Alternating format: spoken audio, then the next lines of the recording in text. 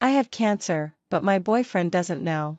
He once gave up his favorite university for me. He also left me injured at the scene of a car accident and nervously ran towards another woman. I died on the day when he and his female secretary were setting off fireworks abroad. The day I learned that I had a tumor in my head, Leo proposed to me. My mind was in a mess. For a moment, I suspected that he knew everything. Less than 30 seconds after hesitating, he stood up from the ground, put the ring box back in his pocket, and glanced at me indifferently. If you don't agree to my parents' request, then forget it. My heart relaxed. Sure enough. He is always fond of joking with me. It's estimated that this time he also thought that I was using my parents to force him to marry me. That's why he proposed marriage, to humiliate me. I quietly put down my outstretched hand and smiled at him. What if I agree? Will you marry me? He looked at me and didn't speak. The answer couldn't be clearer. To be honest, it's quite hurtful. If you don't marry me now, you won't be able to marry me even if you want to in the future. I suppressed the heat in my eyes and said angrily. Leo didn't take it seriously. He took off his coat and put it on the back of the sofa. There was a hint of sarcasm on the corner of his mouth. Are you sure there will be such a day? He is always prescient. I really can't wait for that day. At night, I sat on the bed and was in a daze. Leo closed his computer, closed his eyes to ease his sour eyes, got up, lifted the quilt and got on the bed. He habitually turned his back to me, leaving a distance where a pillow could fit in between. Sleeping postures can't lie. We have been together for 8 years, and he still can't get used to sleeping in the same bed with me. I have always been very thick-skinned in front of him. Even if he doesn't want to, I will lean over when he is asleep, stick closely to his back and hug his waist. Even for the first time we had, it was also obtained by my thick-skinned begging. At that time, I was 20 years old, vaguely remembering that it rained heavily that day. The dense raindrops crackled on the window glass. The air was cold and damp. I took off my small jacket and slowly walked towards him. Hugged him. And he stood still without moving. The waist under the boy's white shirt is so thin and narrow. Unlike me, his body temperature is very high. I was trembling all over shamefully, thinking in my heart that if he refused, I might even have the heart to die. I looked up and smiled hard at him, but tears blurred my vision. At that time, I was so afraid of hearing words like shameless, cheap, and disgusting from his mouth. After all, I was still a little girl. I had mindless courage but didn't have the ability to bear the consequences. He looked at me coldly, as if he would push me away in the next moment. I fumbled to unbutton him, and my legs were shaking so much that I could hardly support myself. "What are you doing?" he asked. I couldn't say a word. He lowered his head and kissed me, mixed with the bitter taste of tears. "You don't even know how to seduce. Stupid." I smelled a faint smell of alcohol. His girlfriend fell in love with someone else and he was in a bad mood. I took advantage of the situation and since then he has had a dog-skin plaster that he can't get rid of. In the pitch darkness, I looked at the faint outline of the chandelier on the ceiling. Perhaps when one is about to die, one's mentality becomes calmer instead. The person I once chased desperately by wasting my youth, the feelings that once made me heartbroken. Now it seems that none of them are as important as seeing the sun tomorrow morning. When I woke up the next day, the morning light outside the window fell on my face, making me a little confused. The doctor said that it might be that the tumor was pressing on the optic nerve. Now when I look at things, it always takes a while for me to focus. Leo was leaning against the head of the bed and reading a financial magazine. In the past weekends when we stayed in bed together, I would always cling to him like an octopus. There must be one of my hands or feet on him. This is a reaction made unconsciously by the body. Leo lowered his head. "Awake?" I smiled at him. "Good morning." He glanced at my shoulder, with an ambiguous meaning. "You slept quite honestly last night." I still smiled. Suddenly he frowned. "What nonsense were you talking in your dream just now?" I touched my face. It was wet. Did I cry? Worried that he would delve deeper, I sat up halfway and looked at him seriously. I dreamed that I went to Norway and saw snow and the aurora. I really want to go. Is it okay? I looked at him eagerly, with a little pleading. Leo ignored me. No time. I opened my mouth and slowly smiled. All right then. Perhaps my reaction was too plain. Instead, he turned his head and glanced at me for a while and said casually, March next year. I can't spare time this year. I nodded. It should still be in time. In fact, what I dreamed about was Leo at the age of 12. He wasn't like this before. He used to be a very good brother. I am naturally picky about food. I don't like this and I don't like that. I am also afraid of being scolded by adults. Unlike when he grew up, he won't touch the water cup I have drunk from again. I was bullied at school. My hair was pulled and my exercise book was scribbled on. He will always be the first to stand up, beat those annoying boys for me, explain to the teacher for me, and give me his new exercise book. When I was young, I was very introverted. I was from a single-parent family. Later, my mom died and I cried so hard that I almost had a shock. I said, no one wants me anymore. He said, there won't be no one who wants you.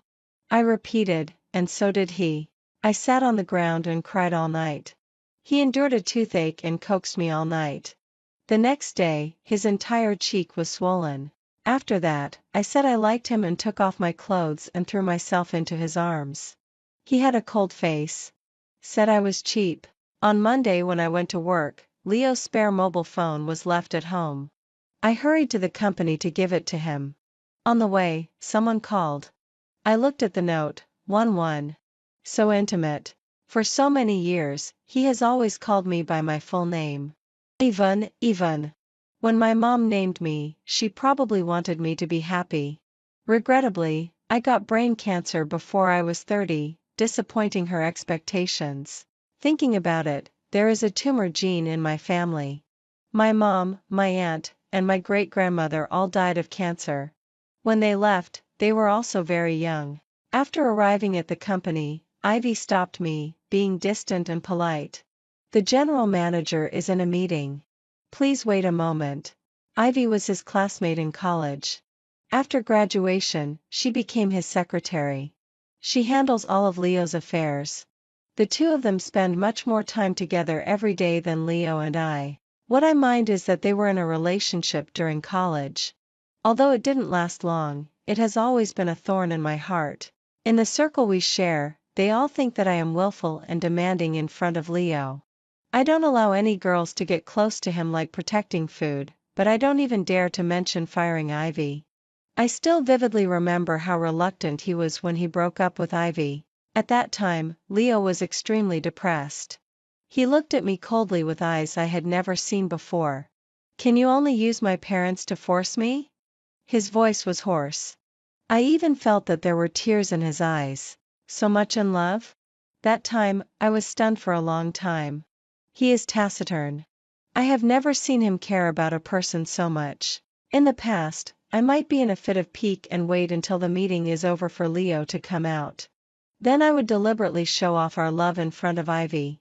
But this time, I handed the spare mobile phone to Ivy and asked her to return it to Leo after the meeting.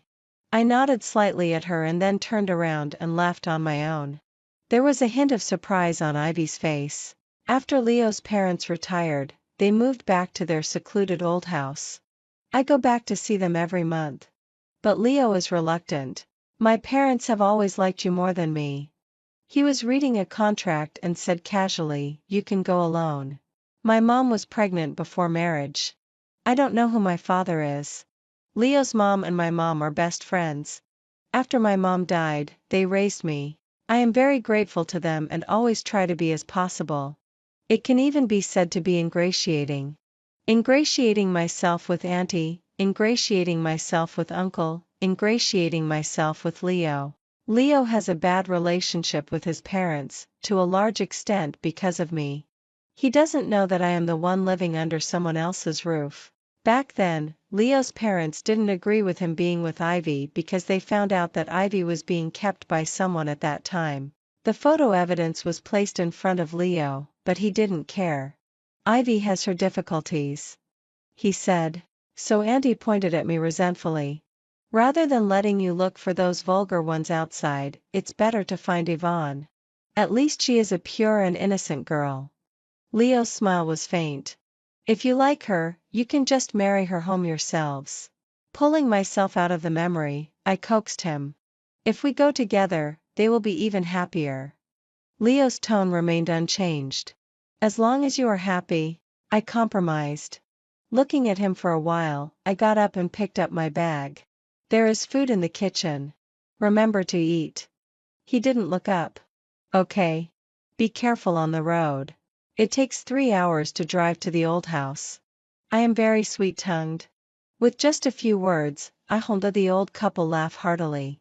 I loosened the soil and fertilized for Auntie, sowed radish seeds, and set up the shelf for pea seedlings. After sweating all over, I unknowingly fell asleep on the stone table in the vegetable garden. When I woke up, it was already dusk. I was wearing Uncle's coat, and there were several mosquito bites on my arm. The sunset glow was as intense as fire and full of warmth. After having a meal and it was time to leave, Auntie entrusted me to take good care of Leo. I said okay. Uncle said, you should also take good care of yourself. Your complexion looks a bit haggard. Sometimes tears are touched by such a casual concern. I held back the soreness in my nose and said with a smile, I won't stay up late next time.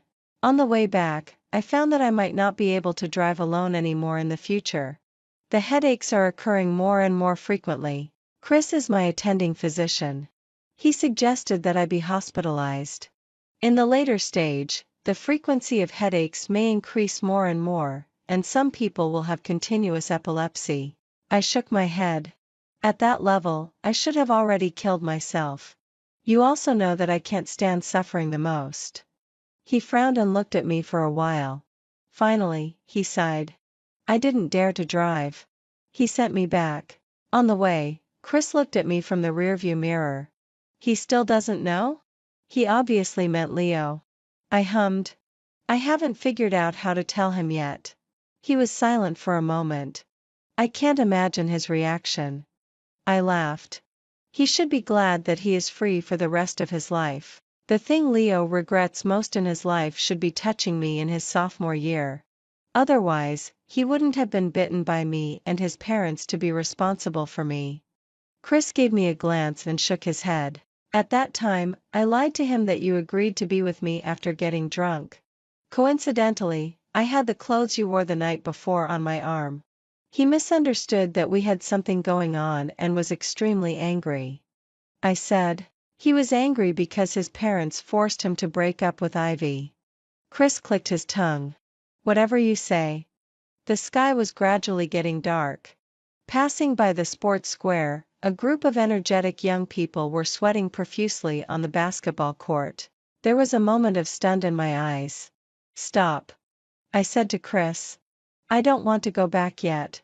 Don't you know how to play ball? I want to watch a game. Me? Chris hesitated. I can play table tennis. I haven't touched basketball for many years.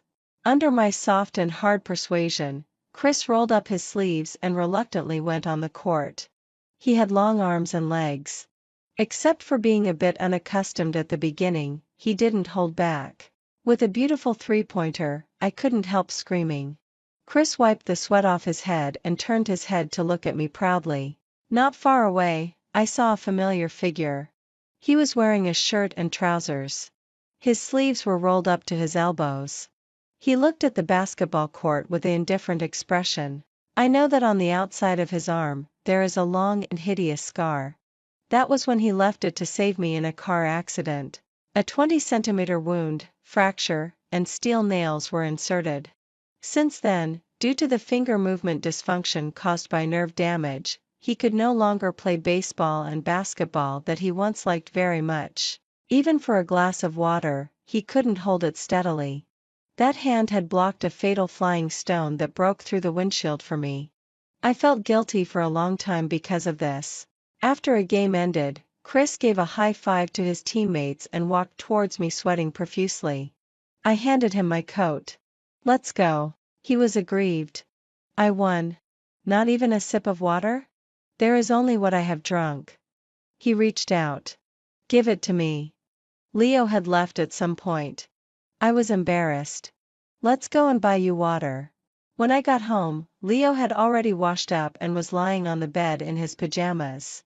I took a bath, got on the bed, and he turned off the light. We didn't speak all night. The next day, there was suddenly one more person in our weekend date that we had planned. The company plans to do an amusement park project. I brought Ivy here to look at the site selection. Leo explained faintly. I didn't say anything. We walked for a while. Ivy seemed to have a cold and kept coughing. Leo frowned. Why didn't you say you were sick? Ivy smiled. I've had a cold for several days. I thought it would be fine after taking medicine. As a result, it got worse again after coming out and being blown by the wind. Leo took off his coat and handed it to her. Ivy wrapped the coat tightly. Thank you for your concern, boss. It was cloudy and the wind was very strong. There was no sign of stopping. It blew on the cheeks with a rustling pain. Leo found a coffee shop. However, it was full at noon. Only the seats at the door were left. He let her sit in the seat against the wall to avoid the wind. Probably because of the cold wind blowing in, my head started to ache faintly again. I was sweating all over and my legs felt weak. Subconsciously, I grabbed Leo's arm. He looked down at me. Are you sick too? His tone was not caring. There was even a hint of sarcasm. I tried my best to stand firmly and released his arm. I didn't eat much breakfast and have a little low blood sugar. He said nothing. I said, I'll go to the restroom. He hummed. I turned around, took a deep breath. The headache made it almost impossible for me to think rationally. Something hot flowed out of my nose. Several guests who were walking towards me looked surprised. I had a nosebleed. I quickly covered my nose and mouth and lowered my head to quicken my steps to the restroom. I locked the door of the toilet compartment and called Chris to ask for a solution. The call didn't get through for a long time. A feeling of nausea welled up. I bent over and vomited into the toilet until I was dizzy. The acid in my stomach made my throat hurt. After vomiting, my head didn't hurt so much. I leaned against the wall and rested for a while. I patted my forehead with cold water, washed my face, and walked out through the side door of the coffee shop. When I came back, I found that Ivy was coughing quite badly. Leo gently patted her on the back. Suddenly my eyes felt a little sore. Probably because of jealousy. I walked over and put the medicine in front of her. I asked at the pharmacy. They said taking this medicine will be better for coughing. Ivy took it with some surprise. Thank you, Miss Yvonne. Leo's gaze was always on her and didn't give me even half an inch. You seem to be in a bad complexion too? Unexpectedly, it was Ivy who noticed my abnormality. Leo's gaze then turned to me, with a hint of scrutiny. I smiled. My stomach is a little uncomfortable. He said faintly, after eating the snacks, let's go back earlier. I nodded. In the car, Chris called me back. Sorry, I was called by the director for a lecture just now and didn't have my phone. What's wrong with you? Is there anything? I glanced at Leo in the driver's seat and said softly, it's just that my stomach is not feeling well. I want to ask what medicine to take. It's okay. It's already better. Chris was silent for half a second. Then we can talk later when you get back. I couldn't help but curve my mouth. He has always been so smart. Leo turned to look at Ivy. I'll take you to the hospital to have a look and get an infusion. Ivy hesitated for a moment and agreed. Leo then looked at me through the rearview mirror. What about you? Do you need to go to the hospital for an examination? I shook my head. Let me off. I'll take a taxi back by myself. He didn't react much. As you wish. I looked at the scenery outside the window. Sometimes, I can't help but think, if Leo knew that I was about to die, would he regret treating me like this? But then I immediately realized that it had nothing to do with him. It was me who wanted to hide it from him. A few minutes later, Leo let me off at an intersection. Ivy looked at me with a hint of apology. The car drove away quickly. I stood there for a while and waved to stop a taxi. I didn't go home. I went to a convenience store to buy a 6-pack of beer and went to the riverside. I drank it with the river wind. I didn't mean to torture myself. I only drank half a can. The rest was held in my hand. Because I was afraid of the cold, I also bought a shawl from a clothing store on the side of the road. Chris asked me why I didn't tell my family that I was sick. Before my mom died, I was taking care of her. Her appearance at the end of her life, haggard and with atrophied blood vessels that couldn't even be punctured. This became my deepest impression of her. Whenever I remember it, it's like a dark cloud pressing on my heart. In my dreams at midnight, the desperate and desolate feeling of a loved one being tortured by illness lingers. My death doesn't have to be like this. Rather than letting them accompany me in futile treatment and witnessing me becoming weaker and more embarrassing little by little, it's better to let them remember me in a healthy and beautiful way. After that, Chris can tell them that I left decently. Now medical care is very advanced and I didn't suffer much. I stayed alone for a long time, hugged my legs and took a nap for a while. Unknowingly, it was almost dark. I opened my phone and there were many missed calls. I randomly chose one and called back. Leo's tone was angry. It seemed that he wanted to eat me. I called you so many times. Why didn't you answer? I was stunned for a while before coming to my senses. I intuitively felt that I had missed something. What's wrong? Is there something? He was silent for a long time. His breathing was heavy. It seemed that he was trying to control his emotions. Where are you? I looked around. The pier. He said, don't move there. I'll come and pick you up. I wrapped the shawl tightly and waited for him obediently in place. Leo came faster than I thought. After parking the car, he walked quickly to me. His gaze quickly looked for something on me. After realizing that I was fine, he calmed down. What are you doing here? He asked. Just as I was about to answer, I sneezed. His face was ugly and he took off his coat and wrapped it around me. Actually, I didn't want it. After all, this coat was still on Ivy's shoulders at noon. Vaguely, I could still smell the perfume on Ivy. I followed behind him and secretly took off the coat. Leo opened the car door and suddenly turned to look at me, frowning. What? I said softly. Ivy wore it. I don't want what she wore. Be sentimental if I want. I'm about to die soon. There's no need for me to be so sensible, right? Who said that? He grabbed the coat and wrapped it around me again, but the frown between his eyebrows relaxed. Even if she wore it, you still have to wear it. Don't you think your health is bad enough? In the car, he turned on the heating. I said, it's hot. He said, you deserve it. After that car accident, Leo became very cautious when driving. A 5-kilometer road took him more than 10 minutes. When entering the door, he suddenly took my hand and lowered his head to smell the alcohol on me. How much did you drink? A can. Obviously he didn't believe it. I wanted to explain, but as soon as I opened my mouth, I sneezed several times in a row. He put his palm on my forehead to test the temperature. Do you have a fever? Perhaps because of the violent sneezing, something flowed out of my nose again. Leo frowned. What's wrong with you? I shook my head and covered my nose with my hand. Maybe it's due to excessive internal heat. The blood gushed out like a faucet that wasn't turned off tightly. Leo's eyes suddenly changed. He told me to look up and pinch my nostrils. Then he went into the bedroom and found medical cotton balls and stuffed them into my nostrils. He stared at me intently, his movements meticulous and careful. The nosebleed gradually stopped. My face and neck were all sticky with blood. Leo brought a hot towel and wiped it clean for me. When he wiped to my chest, his hand paused slightly. I pulled his sleeve. There was a blood stain the size of a speck. It got on you. He didn't care. Staring at my face, the frown between his eyebrows showed a tendency to form again. You can have a nosebleed just by sneezing. Are you a porcelain doll? I nodded and admitted generously. I am just relatively weak. He looked me up and down. Have you lost weight?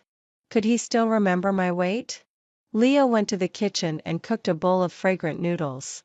Then he watched me eat the whole bowl. I haven't been this full in a long time. My belly bulged a circle and I couldn't move because I was so full. He brought pajamas and squatted down to change my shoes for me. When he lowered his head, the broken hair on his forehead covered his eyes, making him look patient and gentle. For a moment, I thought I was back in the past.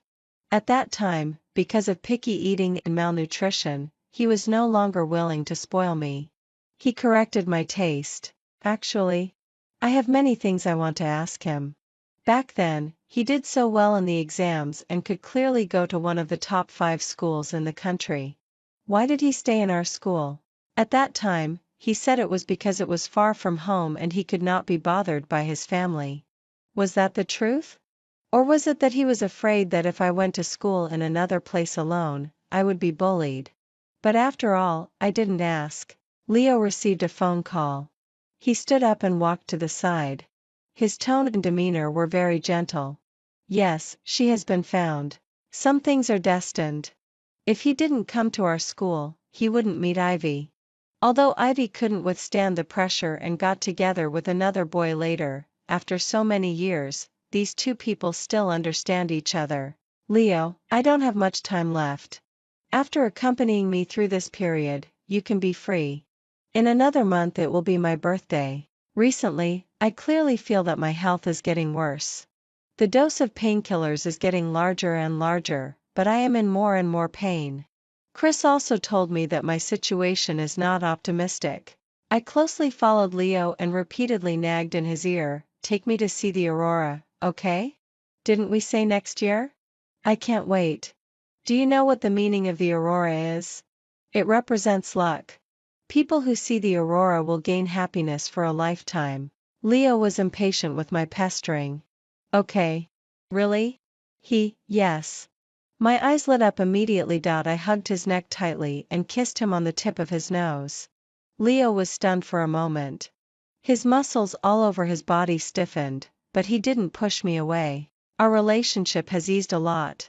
The most direct manifestation is that Leo has become fiercer. Although our frequency wasn't low before, he is obviously more energetic recently. Aside from these, I still cherish this time very much. If there were no those tangled affairs between men and women. At least he is a competent brother. Life is always full of surprises. After enduring for so long, I finally almost reached my birthday. On that day, I went out to buy some things needed for traveling abroad. As a result, I had a headache on the road and was hit by an electric bike. I curled up on the ground, my face pale. The owner of the bike was terrified.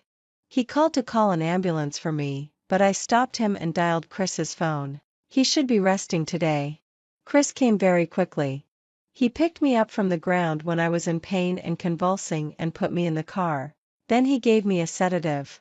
I slowly recovered. I still had the mood to joke with him. When I die, I must leave half of my inheritance to you. You are more competent than a boyfriend. He took the time to glare at me. Who wants your inheritance? Then what do you want? I don't have anything remarkable to offer. He thought for a while. Cook a meal for me. To be honest, I chased you at the beginning because your cooking is so delicious. Oh. I have cooked for Leo for so many years and I haven't seen him fall in love with me. We went to the market to buy groceries. With gratitude, I was ready to show my skills. Chris was originally leaning against the kitchen door and looking at me leisurely. I called him in to help. When the dishes were half cooked, Leo called me. What's going on? Someone in the company said today that they saw you being hit on the road? I was stunned for a moment. I didn't expect him to know. A small accident. It's nothing. He took a deep breath. Where are you now? Chris handed me the processed shrimp. The shrimp thread and shrimp head are removed. If I had known it was so troublesome, I would have just bought shrimp meat. Leo heard his voice and fell silent. I had to say, Chris helped me. I am cooking for him at his house. Then it seems that there is nothing wrong. He said in a deep voice and hung up the phone. I looked at Chris. He spread his hands. At night. Leo came back very late. I happily bounced in front of him and handed him the warmed milk. On what day shall we go to Norway? I'll book the tickets. Leo looked up at me. He didn't take the milk and didn't speak either. In this silence, I seemed to have a premonition. Sure enough. He lowered his eyes. Sorry, there is a thorny project in the UK that has been handed over to us. I must be present in person to participate. From the start of the project to its completion, it will take at least half a year. I unconsciously clenched the cup wall. In the past. Of course I could understand. Work is important and career comes first. I understand this truth. I am very willful. But in front of serious matters, I have never interfered with him. Can it be postponed a bit? After going to Norway, we won't be able to stay for a few days. I said in a daze, even with a hint of pleading. Perhaps surprised by my persistence, he looked at me. We can go next year. You can stay as long as you want, for a long time, I hummed. But there is no chance. Perhaps still feeling a little guilty. In bed, with my back to him, Leo hugged me from behind. Fragments of kisses fell on my neck and shoulders. I didn't respond, and he wasn't angry either.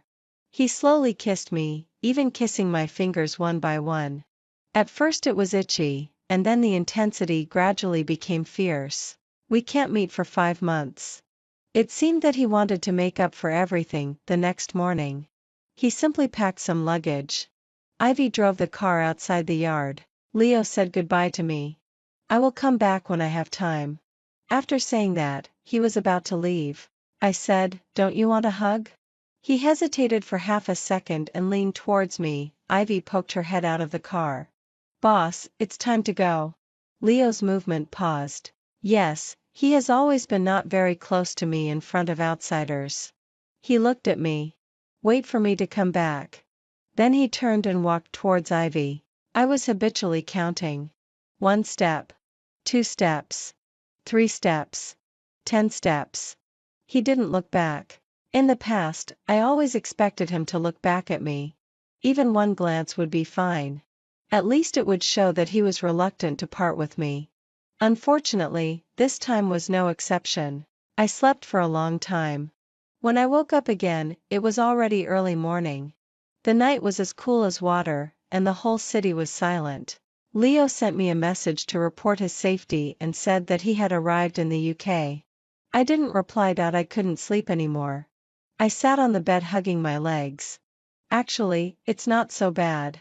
I didn't want him to know about my illness in the first place.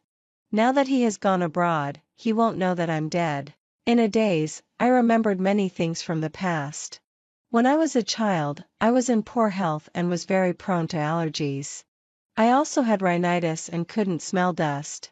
So when it was my turn to be on duty, he would come to our class and sweep the floor and clean the blackboard for me. In winter, when I fell on the snow, it was he who put gloves on me and carried me home on his back. When I had a cold and a sore throat and couldn't eat, there were no adults at home. He cooked porridge, blew on it to cool it down, and fed it to me spoon by spoon. And in that car accident, if it weren't for him standing in front of me, I'm afraid I would have died. Every time he treats me badly, it offsets the kindness he showed me before. Day by day, year by year, each piece offsets and then increases again. I still like him very much. Because some memories can only be offset by many bad things. And many of his kindnesses to me cannot be offset. I went into Leo's study barefoot.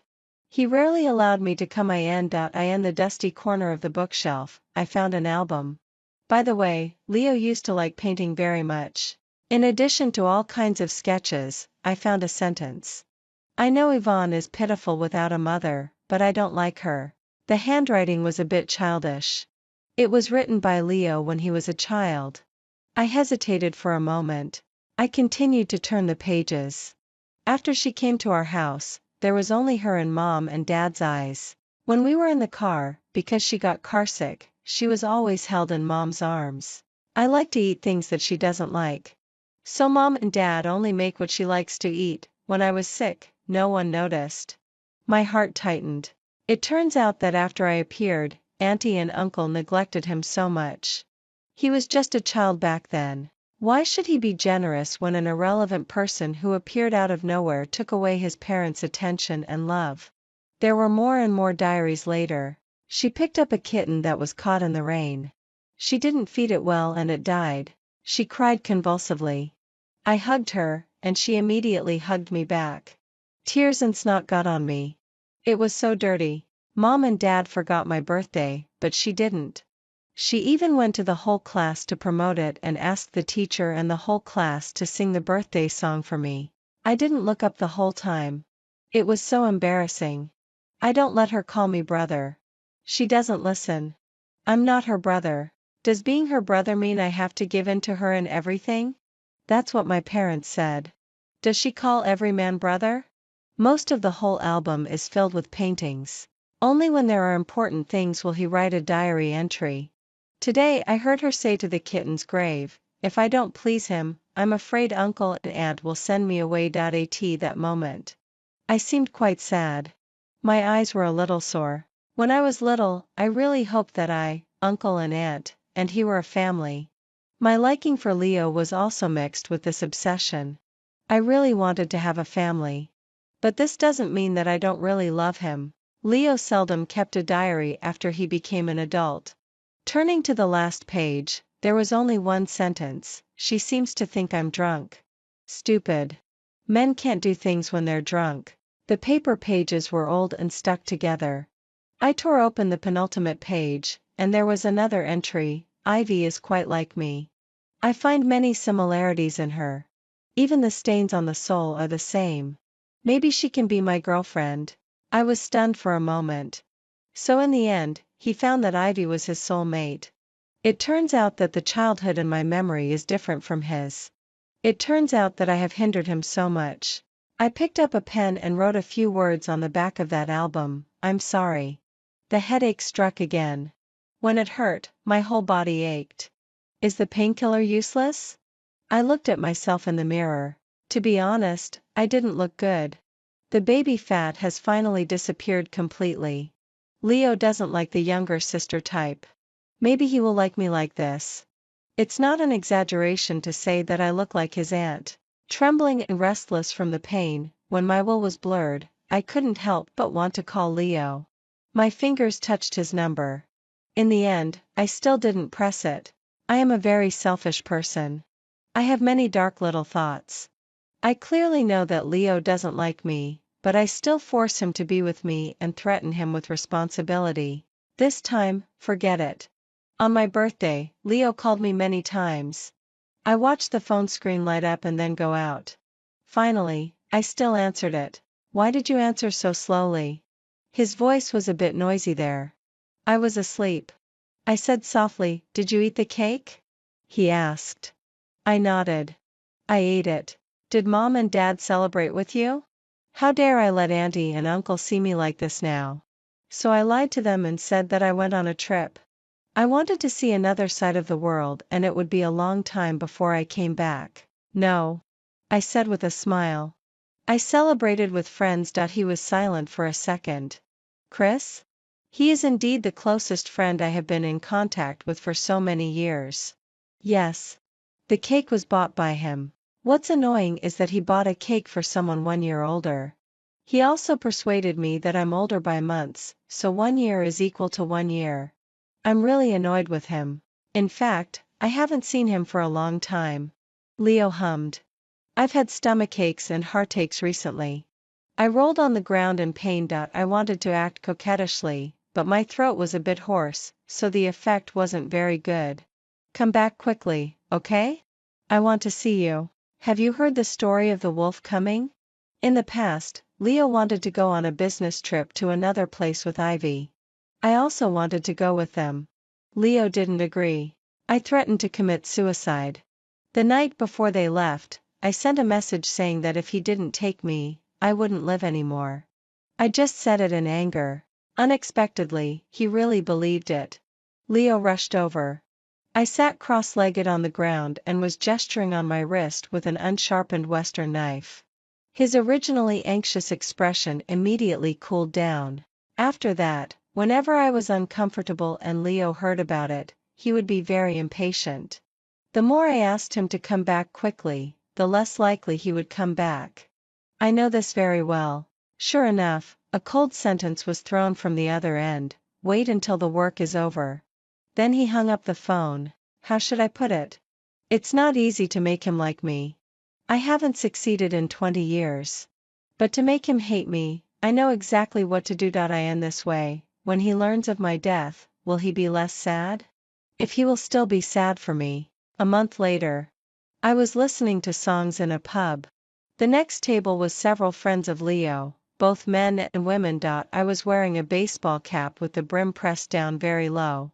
I was all in black and huddled in the corner. So they didn't recognize me. I heard my name from their gossip. It turned out that Leo, he wanted to break up with me. He said that it had been too long. Both he and I were tired and bored. I thought for a while and began to pack up my things at home. Clothes, shoes, toothbrushes and cups, and some so-called vulgar aesthetic hanging ornaments and decorations that I forcibly brought in. Big and small, all the parts that belonged to me, I found them all. In this way, when his new girlfriend moves in, she won't quarrel with him because she sees the things I left behind. I packed up these sundries. Most of them were dragged to the garbage station, and some of them were sold as second-hand items. Among them was our wedding photo. This was taken on a whim when our family was traveling abroad. Auntie and uncle also had a copy. In the past, I really treasured them and hung it in the most conspicuous position at home. But after all, this can't be sold as second-hand. It can only be thrown away. Before leaving, I took one last look at this home. Okay. There is no trace of me anymore. Oh, no. I left a big brown bear on the sofa in the living room. The reason I bought it at the beginning was because I thought it was very similar to Leo. I pinned a note on it. The bear is for Ivy. How much does Leo like Ivy? At that time, the three of us were in the same car. I was driving. Leo was sitting in the passenger seat. Ivy was sitting in the seat behind me. When we were hit by that out-of-control truck, Leo blocked the flying stones for me, but the deformed car body firmly trapped me. My two legs were stuck under the steering wheel. The broken glass pierced my thigh and blood was flowing. Perhaps it was the body's self-protection mechanism. At that moment, I felt numb and couldn't even feel the pain. There was Ivy's painful groan from behind. Leo ignored his fractured arm and got out of the car to open the door for her and carried her out. Only after that did he have the energy to take care of me. When did Leo return to the country? Why didn't anyone tell me? When I saw him getting off a taxi at the gate of the community, my face turned pale and I was so panicked that I didn't know what to do. I just thought that I couldn't let him see me like this now. Perhaps sensing my gaze, he turned his head and looked in my direction as if he had a feeling. I turned around and quickened my pace in a somewhat embarrassed way. I rented a small house nearby. When I got home, I finally breathed a sigh of relief. Leo's call came. He should have returned home and found that I wasn't there. Hello? Leo's voice came. Where are you? I didn't answer. He asked again, with a hint of pressure. Where are you? My mind was a bit chaotic. I randomly made up an excuse. I went on a trip. He sneered. Do you have to move all your things when you go on a trip? I thought there was a thief at home. I want to move out and live alone. He took a light breath. When he spoke again, the displeasure in his voice was almost overflowing the screen. I'll ask you again. Where are you? I thought for a moment, clenched my phone and said, let's break up.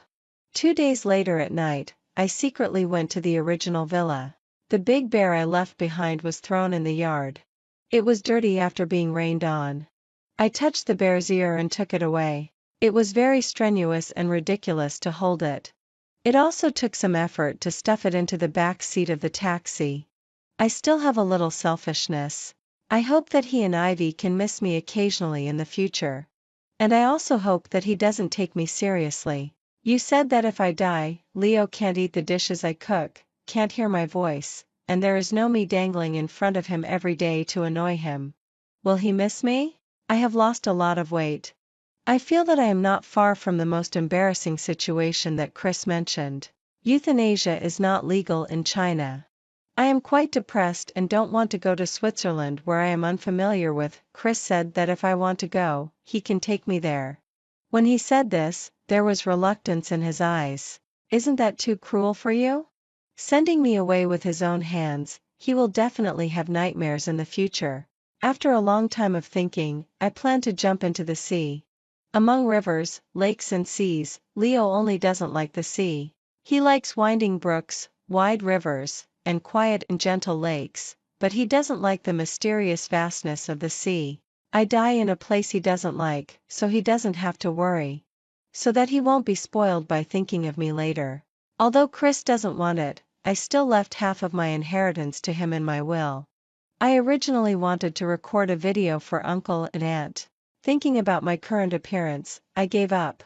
I only wrote a letter of thanks. The sea breeze blew in gusts, howling shrilly in my ears. In my moments, I saw the pictures posted by Leo. He and Ivy are watching fireworks.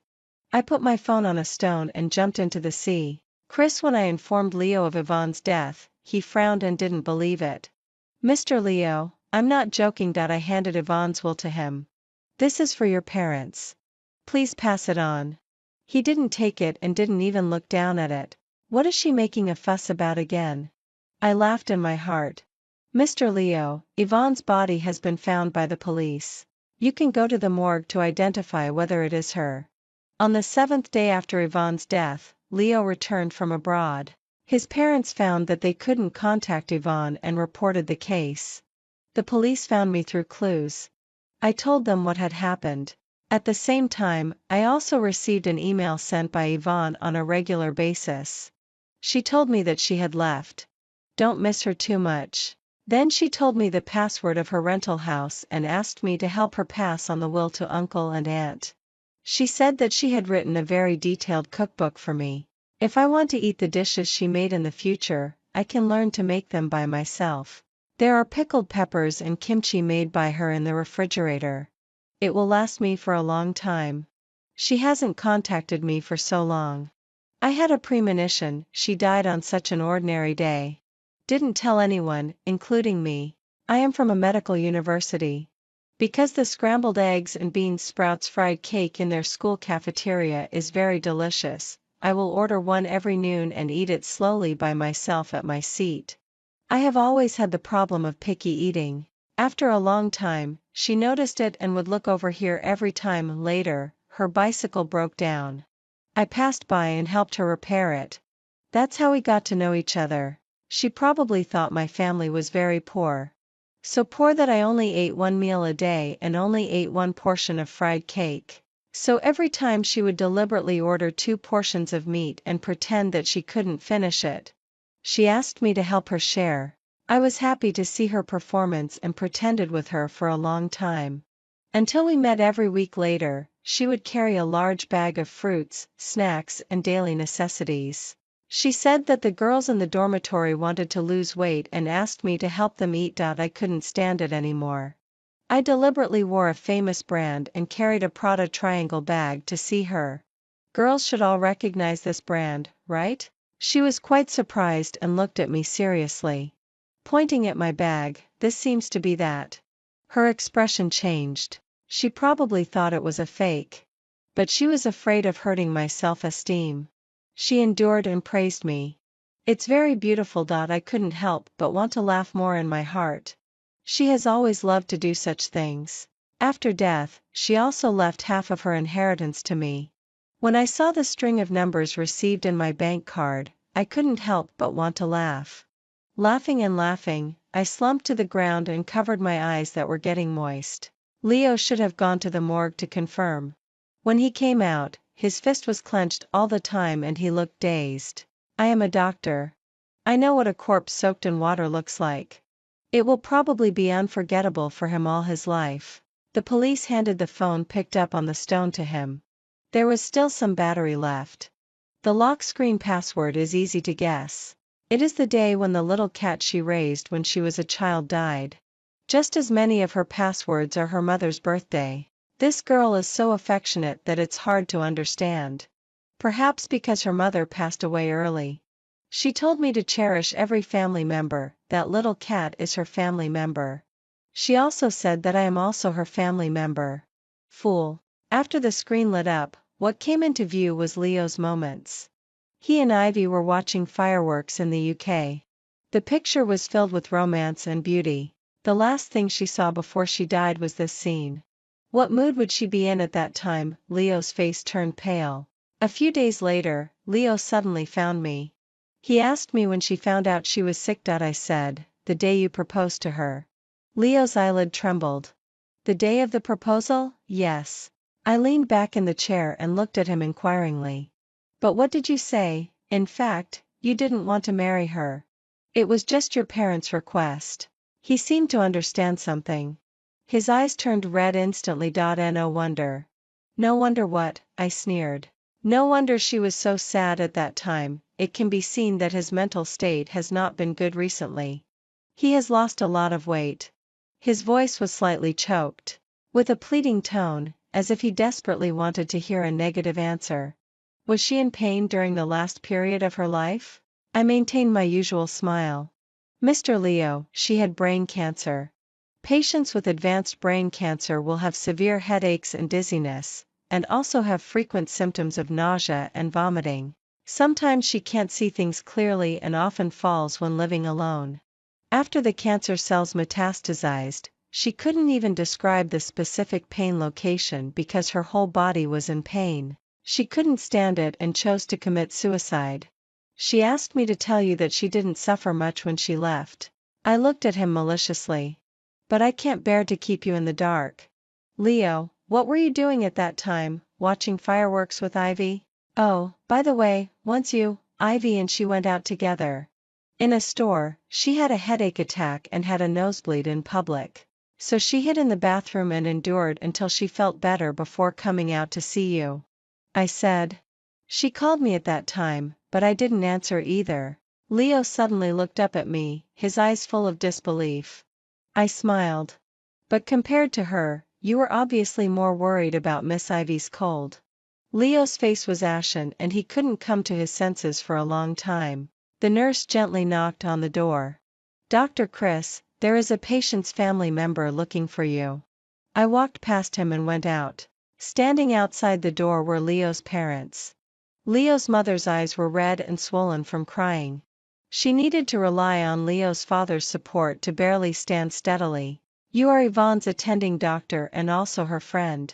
Can you tell us if Yvonne really had cancer? Leo's mother's hand reached out to me. Her voice was trembling. Why didn't you tell us at all? I quickly supported her arm. Auntie, please mourn in moderation. Then in her last days, there was no one to accompany her or care for her.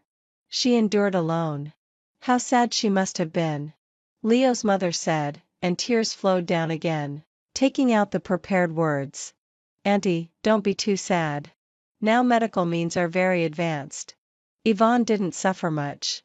She just didn't want to rely on drugs and instruments to maintain her life every day in her last days. That's why she chose to jump into the sea. She likes the sea very much. This is a kind of relief for her. She didn't want to see you sad for her, so she didn't tell you.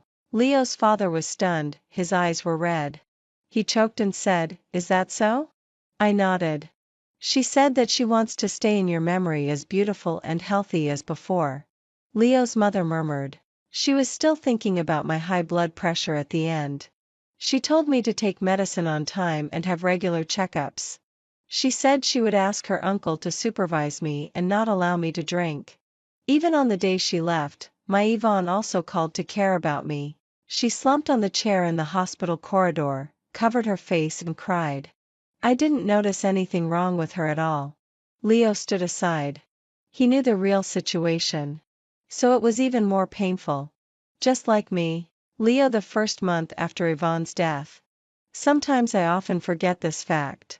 Waking up in the familiar bed in the morning, I instinctively turned my head and looked at the pillow beside me, wanting to push her feet off me.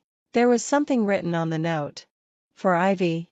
I remember she seemed to say that I looked very much like this bear. I thought ironically. Is this giving me to Ivy? With an unknown anger, I casually threw it in the yard. A week later, I gradually regained my sanity. I gave up the project in the UK. Mom and Dad were deeply saddened by Yvonne's death. I needed to stay in the country to take care of them and shuttled between the company and my parents' house every day. The house with Yvonne was locked up by me and put up for sale through an intermediary. Actually, there was nothing to avoid. That house was cleaned up by her so cleanly that nothing related to her was left. Oh, she left a stupid bear. There was something written on the note. For Ivy. I remember she seemed to say that I looked very much like this bear. I thought ironically, is this giving me to Ivy? With an unknown anger, I casually threw it in the yard. One day, Mom suddenly said, let's go and see the place where Yvonne left. When mentioning Yvonne, her eyes started to turn red again. I have always dreamed of that sea. Maybe Yvonne wants to see me. After Mom finished speaking, Dad and she both looked at me. I put a chopstick full of food for Mom. I can ask the driver to drive you there. Mom looked at me. Aren't you going to see Yvonne? That's just a sea. Besides, I have always been afraid of the sea. Dad nodded. Leo didn't even dare to go to the ocean world when he was a child. Forget it. Let's go. The TV broadcasted the beautiful aurora in Canada. The night sky was like being injected with an unpredictable fluorescent green pigment. I looked away, put the dishes and chopsticks into the sink and turned on the faucet. Mom picked up a shell from the seaside and put it on the bedside. Dad said that at that time she was calling Yvonne's name. The shell was sent to her feet by the waves. It was considered as a gift from Yvonne. Besides, life was as usual. Ivy coughed once during the meeting. I looked up at her. Get out. Ivy was stunned. The people at the meeting all looked at me in surprise. She hurriedly said sorry and left the conference room in a hurry with her hand covering her mouth. I took back my gaze and signaled the employee on the stage to continue presenting the PPT. Ivy was hiding in the pantry wiping her tears. I walked over silently and poured a cup of coffee for her. Pay attention to your emotions in the company. Ivy reached out to take it. Somewhat embarrassed, she said, thank you, boss. I was about to leave with the coffee in my hand when I suddenly heard her say, I'm not crying because of what happened at the meeting. She hoarsely said, I just remembered the last time I talked to Yvonne. She bought me medicine and told me that taking this would make my cough get better faster. She should have been in pain at that time too. Boss, do you know? During the car accident, when Yvonne saw you helping me out of the car, her expression was very sad. It was the kind of sadness that only girls can understand. I guess that she should have misunderstood.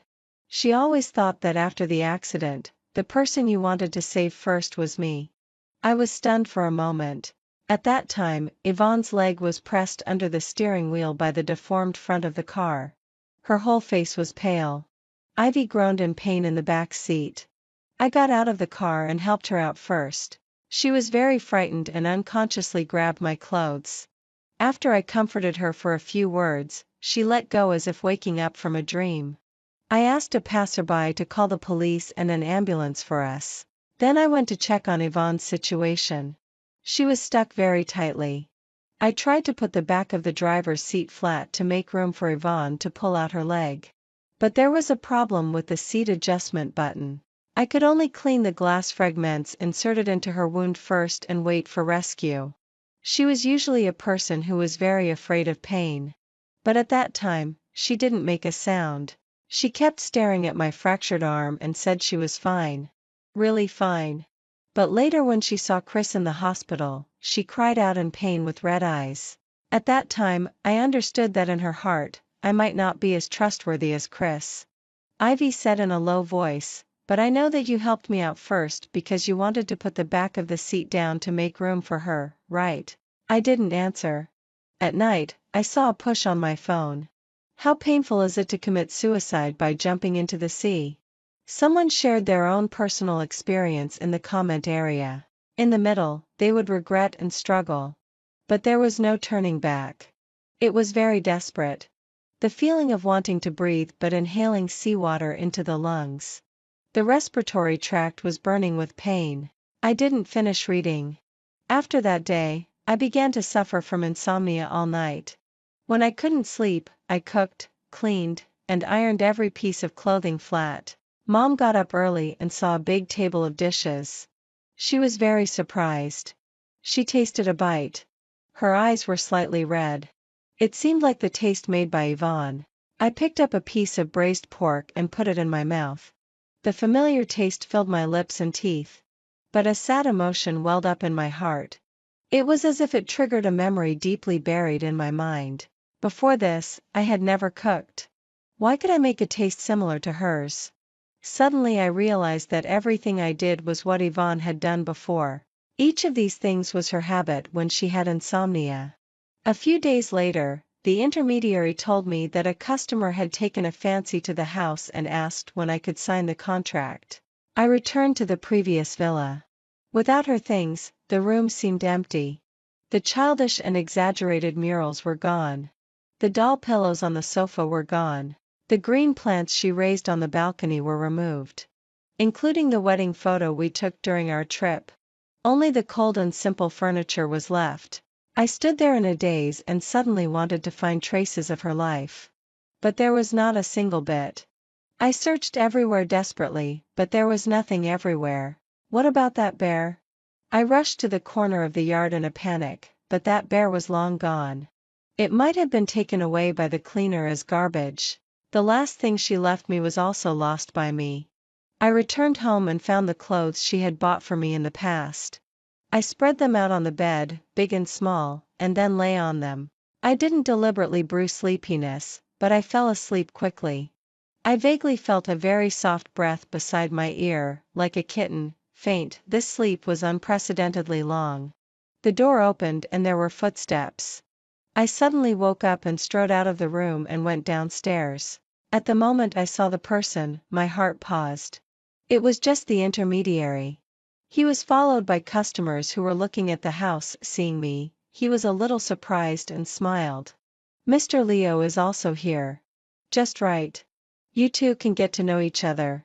I covered my eyes and took a deep breath. "Sorry, I can't sell the house. I went to find Chris." I asked him about Yvonne's last residence before she died. He stared at me for a while and smiled. "I have already bought that house. Don't think about it." I was stunned. He stood up and paced in front of me. "I know you want to find her relics and want to know how she lived in her last days. You don't have this chance." I was silent for a while and looked up at him. "Actually, I am very jealous of you. Jealous that you will always know her affairs better than me. Jealous that when she is injured or in trouble, the first person she thinks of is you, not me. Obviously before you appeared, she only depended on me." Chris slowly smiled. "Leo, that's because you don't deserve it." I returned to the villa again. But since that day, I can no longer feel her presence. I began to remember many things. My mom was dissatisfied with Ivy and was also afraid that I would be with a girl like Ivy again. So she tried her best to match me and Yvonne. That day, I had a little drink with my friends. When I got home, she suddenly entered my room. Like a rabbit caught in the rain, with red eyes. Obviously she didn't understand anything, but she still dared to unbutton me. At that moment I was thinking, you see, Mom and Dad want her to be with me, and she really came. That night, she should have been very scared and kept shaking. Later, she kept crying. Later, I proposed to her. Her expression was very complex, with astonishment, hesitation, and doubt. But there was no joy.so. I thought she didn't want to marry me. So I said the words that made me regret so much every time I recalled them that my whole body ached. Unexpectedly, those words came true. The next day, I went to the study and wanted to sort out some important things.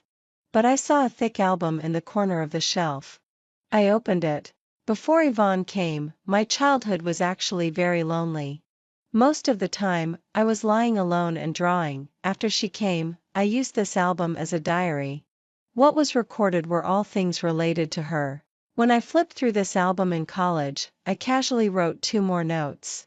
I closed the album and was about to put it back. Suddenly, I caught a glimpse of fresh handwriting on the back. "I'm sorry." It was Yvonne's handwriting.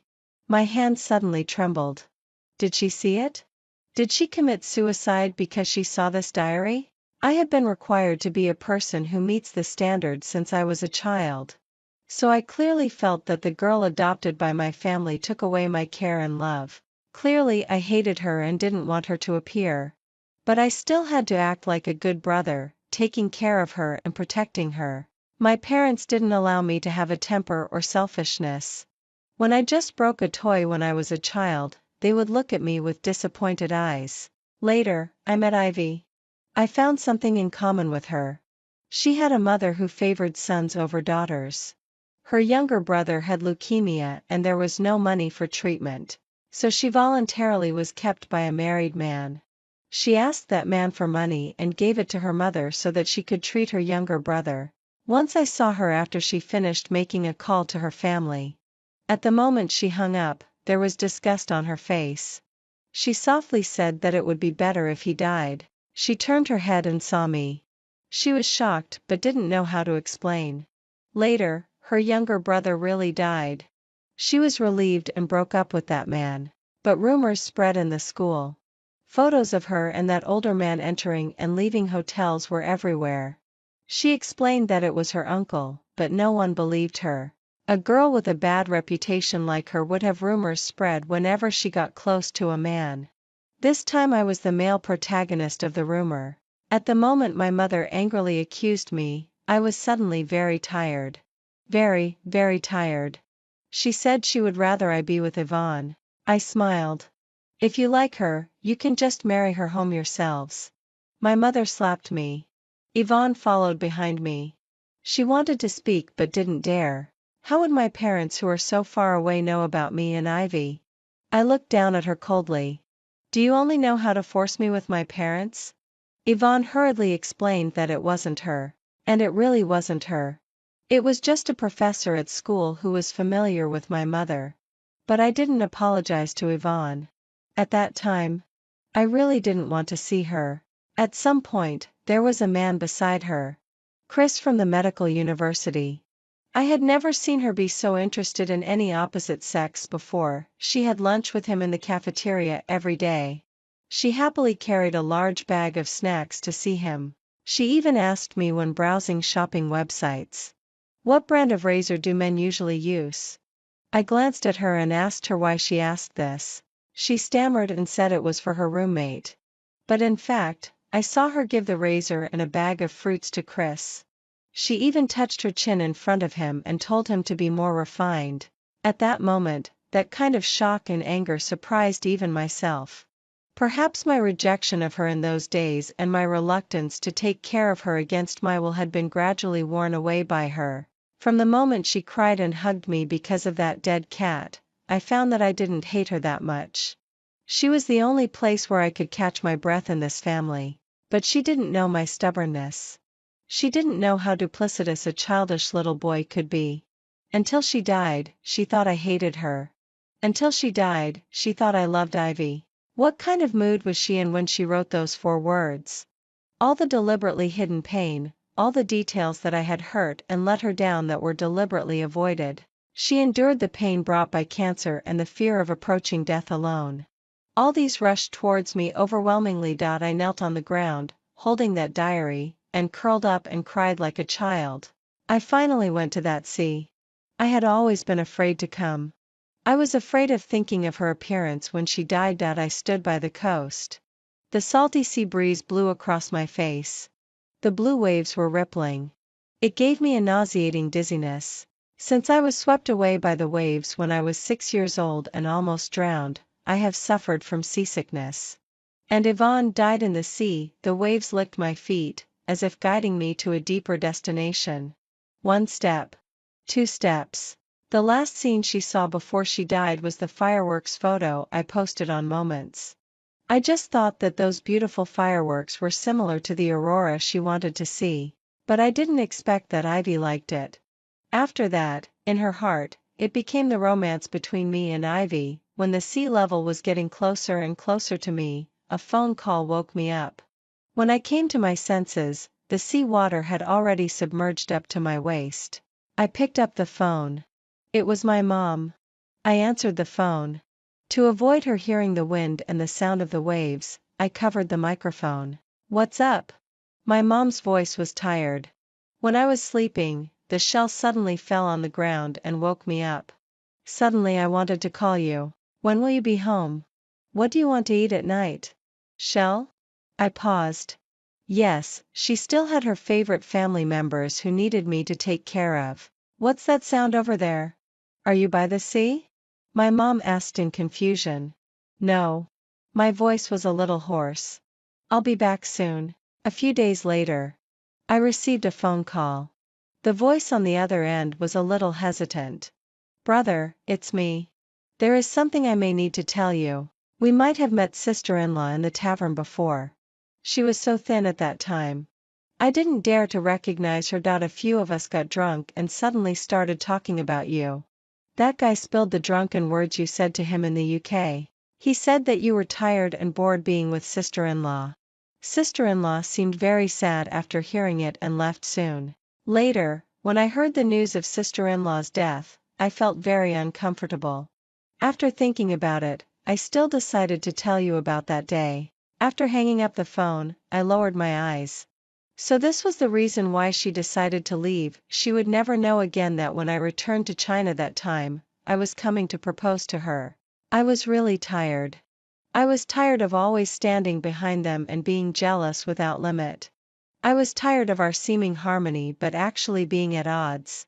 I was tired of consuming each other. I wanted to ask her if she would like to marry me and if she would like to have a wedding in the UK with me. But she moved all her things away and then broke up with me. I always thought that she liked Chris. Her friendship with Chris lasted for 10 years. If there was no relationship with me and if it wasn't because of my parents, they would have been together long ago. So when she broke up with me, I naturally thought that she left me to be with Chris. Only at this moment did I understand how much disappointment she had accumulated towards me. That time Ivy had a cold and I gave her my coat. I didn't fail to see the sadness in Yvonne's eyes, but I deliberately ignored it, because the night before, I met her and Chris at the stadium. Chris scored a goal before entering the court. She cheered excitedly. At that moment, I was very jealous. My hand could no longer play basketball due to nerve damage. She actually went to watch others play. When she was weak and held my arm, I even mocked her. In order to make me compromise, when she was a child, she often pretended to be sick or uncomfortable. But I should have known that since she tricked me with suicide that time, she never dared to joke about her body again. Even when she was really sick, she didn't dare to tell me. When I was taking care of Ivy, she hid by herself and endured the pain brought by cancer. Chris was right. I really don't deserve it. I don't even have the right to die with her. She should hate me. So in the last words she left, she considered everyone. There was not a single sentence about me.